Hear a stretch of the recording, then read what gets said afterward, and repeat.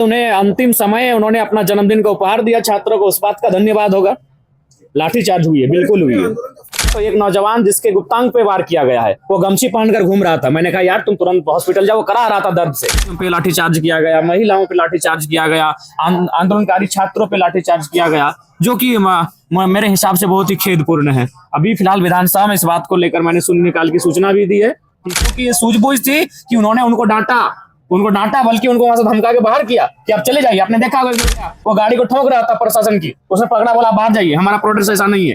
तो बेचारा समर्थन को सपोर्ट करने के लिए आया था। उसके बाद आप चले जाए, 2-4 लोग इलाज करा के अपने घर जा चुके हैं। मैं जब धरनास्थल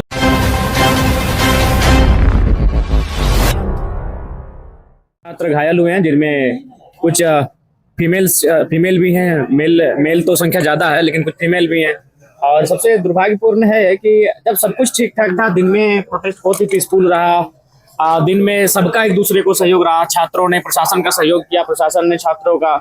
लेकिन रात को आखिर इनको किसने निर्देश दिया, या फिर किस पदाधिकारी के निर्देश पर बेरहमी से लाठीचार्ज किया गया, बर्बरता पूर्वक लाठीचार्ज किया गया, लाइट ऑफ करके। क्योंकि देखिए कुछ लोगों ने नाम ना बताने की शर्त में, कुछ पुलिस के ही लोगों ने हमें सूचना दी कि सबसे पहले इनको बुलाया गया और इनको बैठाया गया कि आप लोग बैठिए, हम लोग वार्ता करेंगे। और फिर कहा गया कि जो लोग भूख हड़ताल पर बैठे हैं, खासकर देवेंद्र जी को जान रहे हैं कि वो भूख हड़ताल पर है, बोला उनको छोड़कर बाकी लोगों को एक लाइन से लाठीचार्ज करिए। हालांकि उस क्रम में देवेंद्र जी को भी चोट लग गया।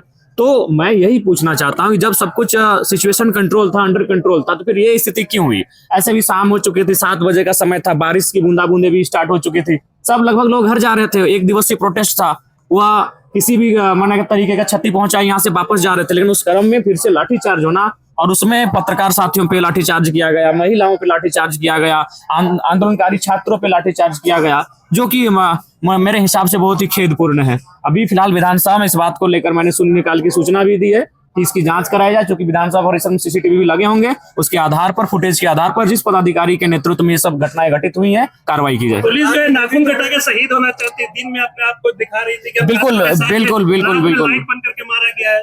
बिल्कुल, दिन में उन्होंने एक अच्छा मैसेज दिया पूरे देश को, लेकिन रात को फिर उन्होंने अपना वही रूप दिखाया जो अक्सर दिखाते हैं। अक्सर वह निर्दोष छात्रों पर लाठी भांजते हैं। ये कहीं ना कहीं शर्मसार करने वाली बात है। बीजेपी छत्तीसगढ़ बंगाल से जो है भाजपा के कार्यकर्ता बुलाए, अरे 2-4 लोग आए होंगे, मैं ये इतना कह रहा हूँ। और उसके बाद देखिए, आपने आसपास देखा, मैं ये भी कह रहा कि उसमें 0.1% उपद्रवी घुसे होंगे। तो छात्रों ने खुद उनको पकड़ के बाहर किया, छात्रों ने खुद उन्हें डांट फटकार किया। कोई गुलेल लेकर गया, छात्रों ने डांटा कि आप इसको रखिए, कोई पत्थर उठा, बोला रखिए पत्थर को नीचे, कोई चप्पल फेंक रहा था, उसको भी छात्रों ने कहा कि सब गलत बात है, हमारा प्रोटेस्ट ऐसा नहीं है।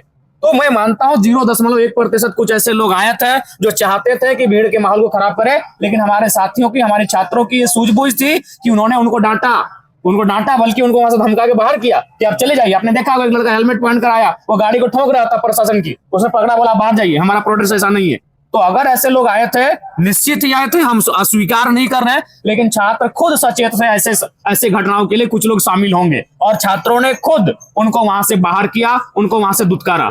उसके बाद अगर कुछ लोग ऐसे आए थे जिनको आप असामाजिक तत्व कह रहे हैं, तो वो दिन में, दोपहर में 12 बजे से 4 बजे तक थे, उसके बाद वो निकल गए। शाम को बारिश की बूंदाबूंदी के बीच जितने लोग बचे, वो शुद्ध रूप से केवल और केवल छात्र थे और आंदोलनकारी थे, जो 15 दिनों से आंदोलन कर रहे हैं। क्या करेंगे? पुलिस तो रात में बोली कि अपने कोई बल प्रयोग नहीं। आप जाके देख लीजिए कि आप सदर अस्पताल चेक कीजिए, वहां कम से कम 7 लोग हैं एडमिट।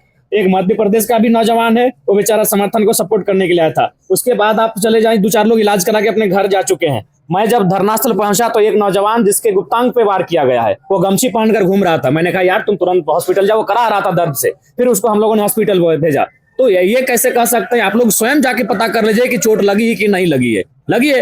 महेंद्र की चोट पूरी पब्लिक में है। महेंद्र जो 8 दिन से भूख हड़ताल बैठा है, उस पर लाठियों का प्रहार किया गया। आपने देखा होगा महेंद्र मंडल जो हमारे बरकट्टा से। रात में पुलिस, सीएम तो पुलिस को धन्यवाद दे रहे हैं, झारखंड पुलिस को भी बहुत अच्छे से हैंडल किया तमाम चीजों को। तो शायद उन्हें अंतिम समय उन्होंने अपना जन्मदिन का उपहार दिया छात्रों को, उस बात का धन्यवाद होगा।